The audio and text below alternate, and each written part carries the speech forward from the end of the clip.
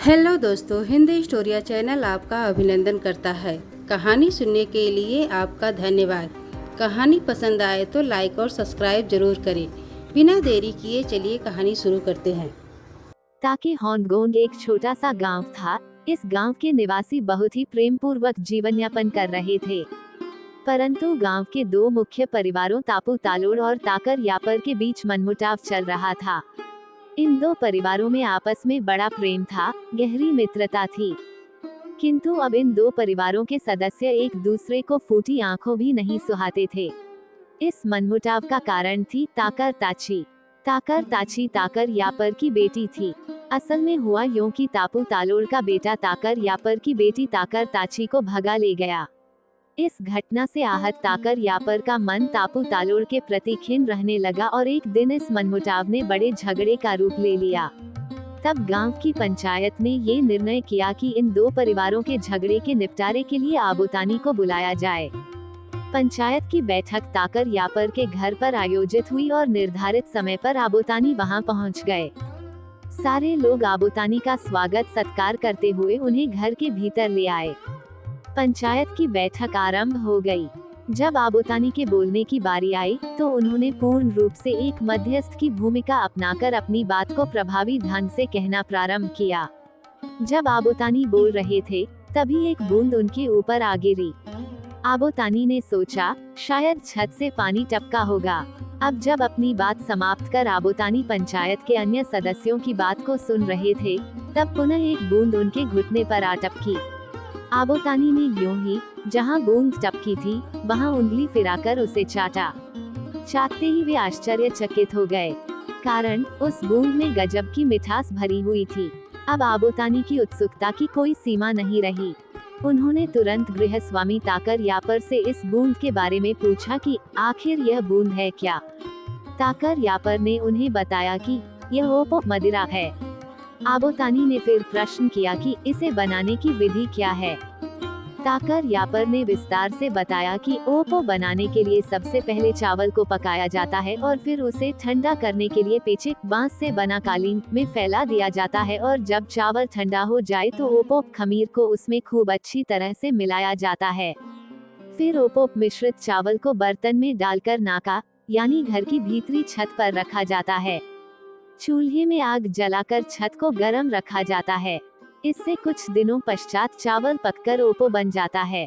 आबोतानी ने ओपो बनाने की प्रक्रिया को बड़े ध्यान से सुना। दोनों परिवारों में सुलह कराने के पश्चात आबोतानी ने सबसे विदाई ली, किंतु जाने से पूर्व उन्होंने ताकर यापर को मदिरा बनाने के लिए ओपो के बदले में योचिक चाकू और चमाक चकमक पत्थर दिए। ताकर यापर ने बड़ी ही सावधानी से ओपो को पत्ते में लपेटकर आबोतानी को देते हुए कहा, आपकी यात्रा तो अत्यंत लंबी होगी, अतः यात्रा के दौरान सुस्ताने के लिए एक विशेष जगह बतलाता हूँ। ताकर कार्गो लिरोर नामक जगह सुस्ताने के लिए अति उत्तम है। वहाँ अवश्य सुस्ता कर अपनी थकान मिटा लीजिएगा। ताकर यापर से विदाई लेकर आबोतानी हंसी खुशी अपनी वापसी की यात्रा पर निकल पड़े। जब आबोतानी ताकर कार्गो लिरोर पहुँचे तो ताकर यापर के कथनानुसार सुस्ताने के लिए वहाँ ठहर गए। वह स्थान गोल गोल शिलाखंडों से भरा हुआ था। आबोतानी सुस्ता रहे थे तो उनके मन में एक इच्छा जगी कि पत्तों में लिपटा यह ओपो दिखता कैसा होगा।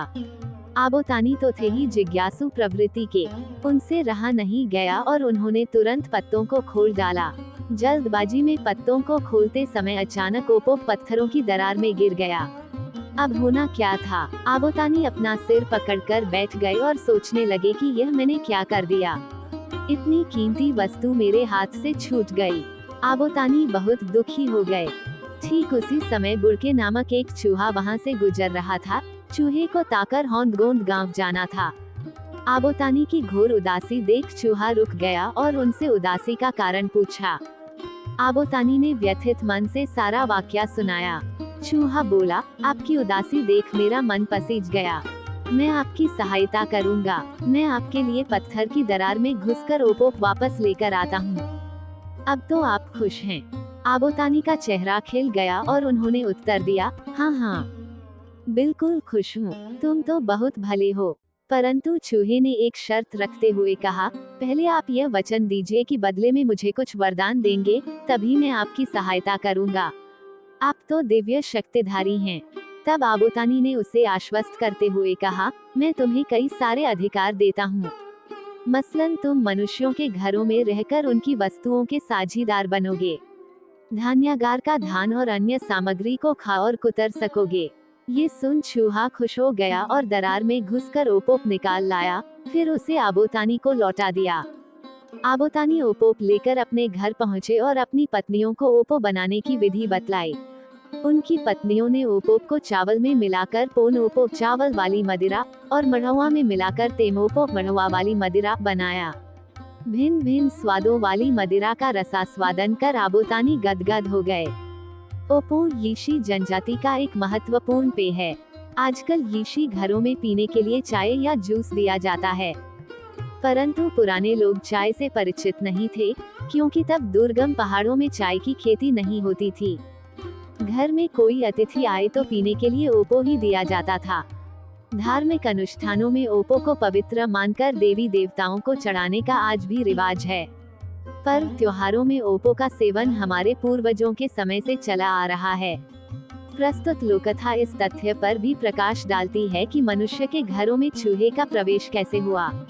यीशी जनजाति यह मानती है कि आबोतानी के वरदान के कारण ही चूहों को घरों में प्रवेश का अधिकार मिला और इस अधिकार का निर्वाह पूरी निष्ठा से चूहे आज तक कर रहे हैं।